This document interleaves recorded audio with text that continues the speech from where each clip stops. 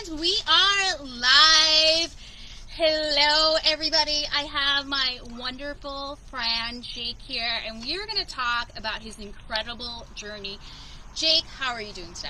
Great. How are you? I'm doing awesome. We actually just saw each other at the gym prior to this, and you got your pump on. What did you work on today? Chest. Of course, definitely. So, I've known you throughout the years, and I've seen your amazing weight loss journey. Not just your weight loss journey, but your incredible whole body, mindset, everything experience. So, when we've talked a lot about different experiences throughout this and how you actually made that monumental change to move forward. So, how did you exactly get started with this change? Really just baby steps. So for me, it was never like a big commitment towards a monumental change. It was more just, first realizing. Well, so the first awakening, as Oprah calls it, the aha moment, was realizing. It was my friend's second grade birthday party. All I did was just eat and stay around the food table. As kids do, the little food table. I didn't interact with any of my friends, and it was just the next day I really thought about that. And it was like kind of that, coming of age, or just, realizing that, that social anxiety, and I didn't have the words or the language for that at the time. Right. So that was just the first step towards wanting to, engage in losing weight, was realizing that food might be more than just wanting to eat, or, it was more than just it tastes good. It was, kind of realizing there's more to it. Right. So it was kind of a slow progression over the years of realizing, the impact that food and anxiety, or different, it's more of a symptom for other issues. So when exactly did you start to make this change? Like your age, like how you were feeling, all of that? Age 11, it was really just like years of being bullied, kind of, for, also I was 220 pounds, 4'11" in the 5th grade. So very large, biggest kid in the school, but it made me funny. No, I was kidding. Yeah. But good thing you're personality. You're funny. Yes, definitely good personality. Yeah, it worked out. No. Yeah. But yeah, it was really just the shame I had every day, and just kind of, at some point, you either reach a point of, realizing you have a problem or you don't. And for me, it was not really realizing it at first. It was just kind of making the first steps towards. Actually, the Special K had a big promotion in 2003 where it was eat 2 bowls of Special K cereal a day, lose 10 pounds or X amount of pounds. So that was what I did, because that was all my only resource for education. So I ate just 2 bowls of cereal a day, thinking that was the proper diet, not realizing that was what you have for 2 meals, not just your meals. So I ended up being in the Westerly Sun for a weight loss success story, which here is my youngster. Your moment. Feel good. He yes. That's amazing. Blame the school food when it was, other things too. But that was, at the time, I thought it was just from, the school food, because that was, what was a big political issue at the time. So, long story short, I was on Richard Simmons' talk show. Which we absolutely loved him. I absolutely love him. Yeah, so this is my autograph. I love that. Yeah, my last talk show appearance. Where I found out that eating 2 bowls of cereal a day is also a gateway to anorexia, which I was only 12, so I literally had no knowledge of obesity, which I had then anorexia. I was just a kid trying to figure out how to lose weight, and eating 2 bowls of cereal a day was what I saw on TV, and it made sense. So I lost weight, and everyone complimented me. So it kind of becomes your self-esteem is rooted in the compliments of your, wow, you look great, Jake. You've lost so much weight. And so it kind of it wasn't until years later that I really. I went to URI for health promotion and disease prevention, because I wanted to figure out. Really how to educate myself more, because I still struggled with body image and, kind of the yo-yoing with my weight, or just, so I knew at least engaging in fitness would be, a concrete, structured, plan to daily activities versus, kind of undereating, overeating. It's very common, and a lot of these issues, people kind of struggle with, and they don't have the, the language for, or they, don't realize it might not be, the best thing. So So really, it's been a slow progression that was really influenced by an education background. With the best thing I learned at URI was the behavior change model. Mm-hmm. So kind of like a way to identify where you are in a process. Mm-hmm. So like it kind of, you can apply it with any decisions you want to make in life. Right. Usually it's for like quitting smoking or weight loss, but I mean you could do it for paying bills. Like, so it's just a step-by-step program that Right. is kind of a way to structure your goals. So yeah, that really was a big takeaway from from my degree that helped me get more into fitness and just have a healthier body image. So, Right. yeah. And right now, how often do you actually work out a week? Every day, but so it's a lot of it too is kind of managing your Right. tendencies. So for me, going to the gym every day is it's pleasurable. It's not something I don't enjoy. Mm-hmm. But if it's something where maybe it's a new activity, like learning how to, well, when I first was at your class, Right. I was very self-conscious because it was new. I didn't know the form. So it's for me, that's still something I want to work on, is caring less about looking stupid in the fitness environment, which Right. is good to remember for a lot of people that it's a very vulnerable place to be. Mm-hmm. So just because I do my routine every day doesn't mean I've solved the problem. It's just more of kind of managing. Right. So tell us a little bit about your diet right now, because I know you're very structured, and you also love Dairy Queen. Dairy so Queen, tell yeah. us a little bit about that. Lots and lots of Dairy Queen. Yes. No. Thank God they're closing for the season. No. Yeah, I know, right? Yeah, so it's just for me, I eat high protein, low carb, not Special K. No, I'm just kidding. Special K's fine. I'll be your ambassador. No. Yeah, just I love veggie burgers.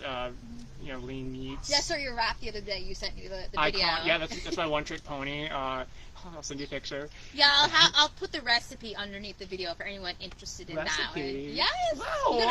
He has an awesome recipe for a veggie wrap. So Anyone can do it. yes, it's perfect. Yep, it's lean protein. So I mean, I'll still have my binge days where I'll know Sunday I'm gonna go to Clyde's and have a dozen donuts and not feel badly. Right. So yeah, just kind of like not letting the binge last. So when you first started through your weight loss journey, because it's a journey, it doesn't actually end. It's like every day. And at first, when you actually did go out and enjoy the things you used to enjoy, did you have a sense of like you feel bad or you failure or anything like that? Yeah, I mean, I guess it was so. It was really a journey where at first it was I would yo-yo 20 pounds over a few months, and it was always kind of based off of emotional things, like when my father passed away, we went out to Friendly's a lot, Yeah. so Yeah. so that was like kind of I gained like 30 pounds in a month, and that was when I realized it's symptomatic of emotional Right. things. So for me, the journey is just realizing people eat for different reasons, Right. but usually if you're obese as I was, there's it's a symptom of other things that you might want to have more self-awareness, slowly building up to it. Exactly. Just wake up one day knowing your problems. Yeah. Yeah. Oh, now I know. It's just a build Anxiety. up. Yeah. Once you get to the next step, you're like, oh, okay. So that's what social anxiety is, or that's what. Yeah. Yeah. So, as you know, I have the studio, and then you met a lot of the ladies, and and there's a lot of women right now that are watching live that actually aren't part of the Empower community, or they're just following us. What would you say to them that are a little afraid to actually make the first step, or they don't know what to do? Like, what would you suggest for them to do? Well, I mean, everybody needs therapy in some way. So maybe if you're not ready to commit, but you really have if it's always on your mind that you want to lose weight and you can't, or you struggle with that thought process, at least talking about it. For me, the first step is just talking about the problem, because it kind of lifts the shame, or so maybe find one person that you can trust, like Nicole. Yeah, she's the one. Yeah, really just finding it, put yourself out there, which is very scary to say, because Right. there I was at your first class and I was terrified. But yeah, after that, then you make the first step. But just really believing that you want to make a change, and if you know within your heart that you're not at that point, then that's maybe something to reflect on and figure out how you can get there. Self-esteem, self-efficacy, the belief in yourself that you can carry on a task. Yeah, that's my power words now, but literally that and the behavior change model were my, right. Student loan, it's worth it. You're on. So it's more than just exercise and fitness. It is a whole body mindset, life change. Yeah, like I would say, at least for me, like 90% is mental health. As I was also obese, so that's a very other end of the spectrum. If you're someone who maybe had a child and you want to lose 20 pounds or so, it's a different total different process. So really just identifying what your triggers are for overeating. If it's pleasure, if it's out of pleasure, boredom, maybe find replacements for, it's kind of like when people quit smoking, how they have, hold a flower and you don't want a cigarette, kind of. So, find a better substitute than eating, which, what else is there? I know, it's very socialization too. Like all your friends are calling you, hey, let's go out to this, and we're surrounded by some amazing food, as you know. Good and bad. Yeah. Hence Dairy Queen yeah. and sides. But I think the biggest thing too, and we promote this at Empower Fitness, is really have a really great balance too. And not every day you're going to wake up and want to work out too. Sometimes you're just like, oh, I don't really want to do that. But you know what? You got to do it. Yeah.